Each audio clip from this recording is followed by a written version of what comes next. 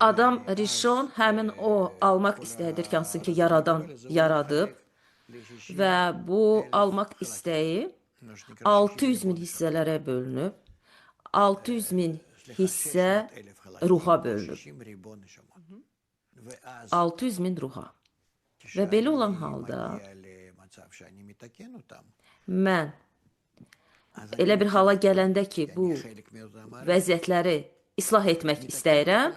Mən bu sistemin bir hissəsi kimi özümə münasibətdə bütün sistemi islah edirəm. Aydın məsələdir ki, bütün sistemi deyil, yəni özümün təsir edə biləcəyim hissəni. Sistemin daxilində mənim bir hissəmi. Bu çox maraqlıdır sizin izah elədiyiniz. Tutaq ki, belə bir müəyyən bir massa var, bir kütlə var.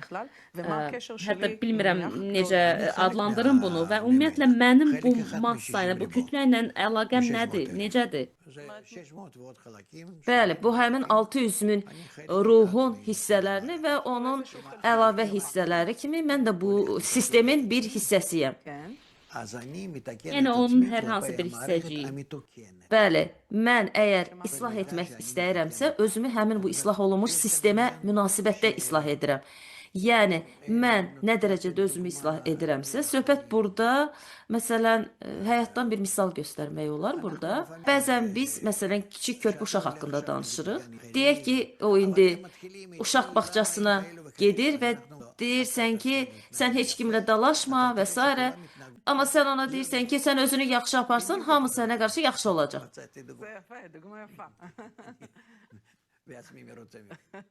Çox yaxşı misaldır.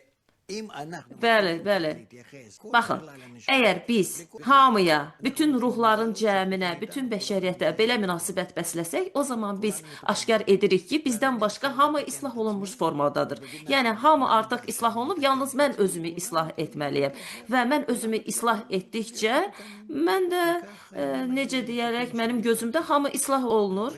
Mən də özümü fərdi islahımı həyata keçirmiş oluram. Və beləliklə, hər kəs əgər belə hərəkət edirsə, bundan sonra da ümumi islah prosesi başlanır. Yəni, ümumi islah prosesində bütün ruhlar arasındakı əlaqələr islah olunur və hamı birlikdə birlik formasına gəlir.